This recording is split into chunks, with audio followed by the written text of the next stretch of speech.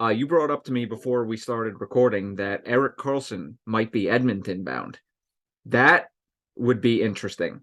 Just the visual alone of watching Karlsson play with McDavid.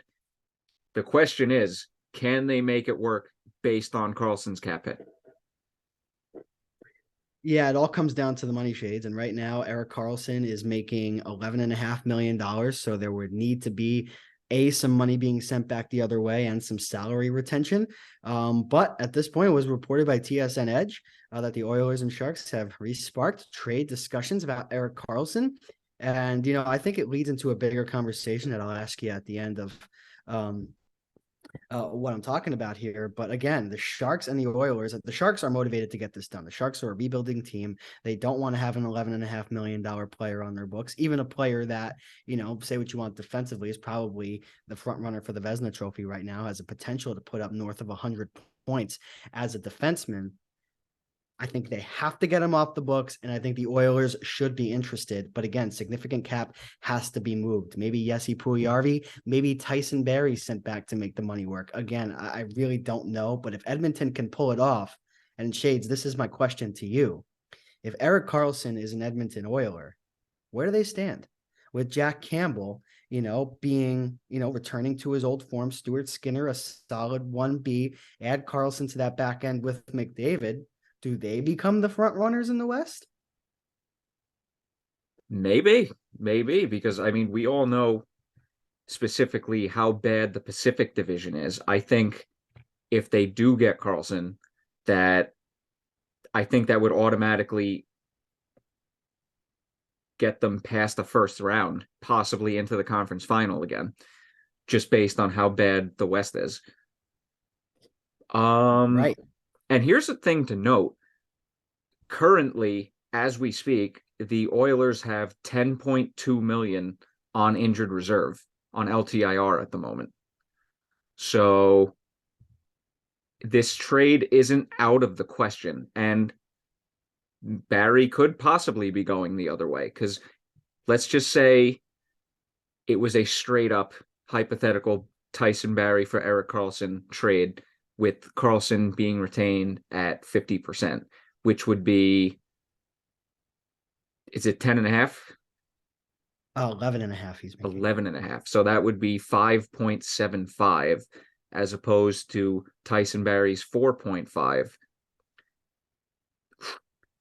And you know what? If you they would have to trade, they would have to get one more contract off the books from how it looks. And I know exactly who it would be. Jesse Puljujarvi, who makes $3 million. And if you move Barrie's 4.5 and Puljujarvi's 3, that's $7.5 million going back the other way. And without salary retention, that's Edmonton only taking on an extra $4 million for a player who's about to have 100 points as a defenseman. That's a trade you make. But if Barrie and Puljujarvi go back the other way, the amount of picks and prospects going to San Jose has just been upped by quite a bit. Yes. I think the trade would have to include Evan Bouchard, perhaps the best defensive prospect that Edmonton has, and a first round pick, a conditional second round pick that could turn into a first round pick. But they have the assets to make the money work here.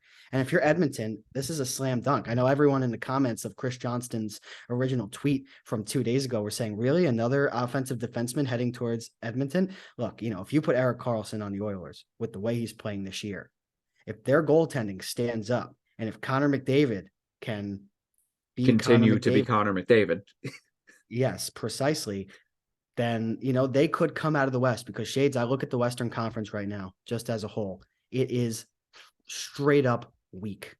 It is a straight up weak conference. And that's why, just to put this into the bigger picture here, I like teams like LA going for it, because there is an opportunity here. There is no juggernaut right at the top of the conference. There is no Boston. There is no Tampa Bay. There is no Rangers, Carolina, Toronto. Who's at the top of the Western Conference right now?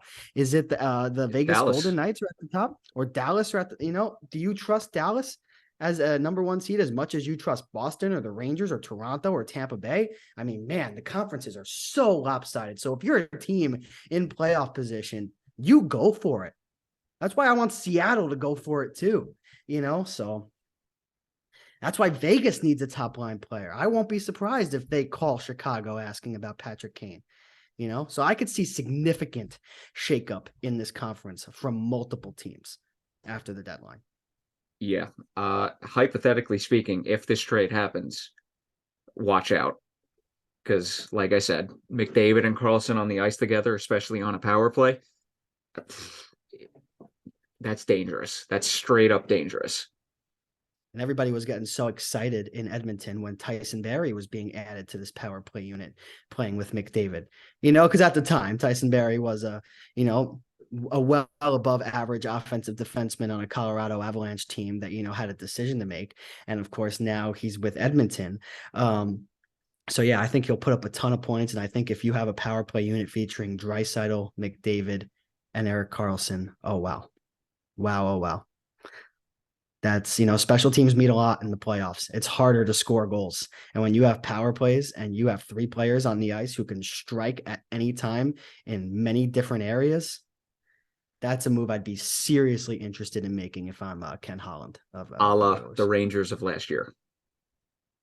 Exactly right. And that's why it's so frustrating to watch the Rangers on the power play this year, because we just know how much potential there is in that group of forwards. So yeah, but if this trade happens, Edmonton's chances of getting out of the West, in my opinion, just shot up. Didn't go up slightly, just shot up. I think they'd win the Pacific, because right now there's only a 3-point difference between third and first place. Seattle and Edmonton are tied at 65 points, and Vegas is at 68 points. Mark Stone had back surgery. Yeah, Mark no, Stone, Vegas is low key falling off a cliff. high key falling off a cliff. 32, 18, and 4 at this point. They're only 10 games over NHL 500, and again, they don't have their star player. There is an opening in this Western Conference right now. And, the Central Division, and you can share your thoughts on this too. They just don't spark a lot of danger into me. Dallas, I still view as, again, an above average team, but not a contender to win the Stanley Cup. Colorado, you always have to be concerned about, of course. They have 2 less games than second place Winnipeg, 3 less games than first place Dallas. So, again, we'll see. But there are openings here in this conference, and Edmonton should strike, because one way or another, San Jose is going to get rid of Erik Karlsson at the deadline, because he's had that good of a season, so good of a season that the fact that he's making $11.5 million is something that other teams are willing to work with. Obviously money has to be sent back, and they have to make things work, but that $11.5 million price tag, which once scared every single team away, not so scary anymore.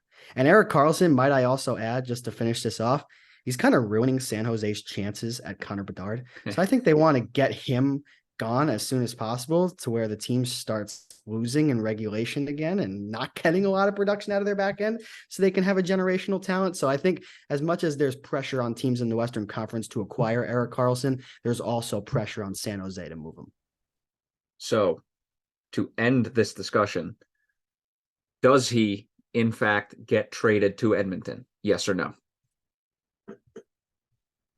Sitting here today on February 13th, yes.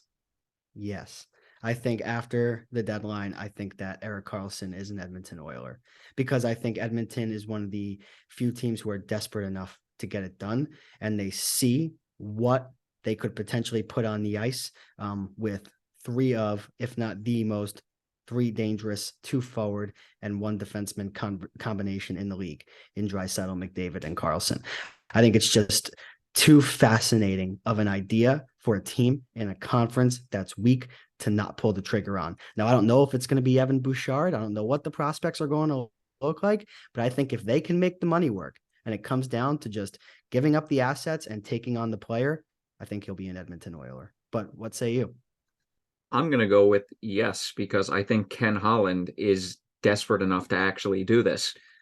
Because let's face it, that's not a great built. It's not a very well built roster. Let's be honest. So I think he's desperate enough to pull the trigger. And I think it's clear and evident that over the last few years, Edmonton in the playoffs, that just the roster built as it is, It's not going to win you a Stanley Cup, and you're in playoff position. That's great. But if the playoffs started today and it was Edmonton with the roster they have against the Seattle Kraken, I think the Kraken would give Edmonton trouble. I'm not saying the Kraken would beat them, but I think that Seattle, would not make it easy. And I think you need a player to push your team over the hump. And specifically for the Oilers, they need somebody on the back end. And there's no other player available at the deadline who can make as much of an impact as EK65.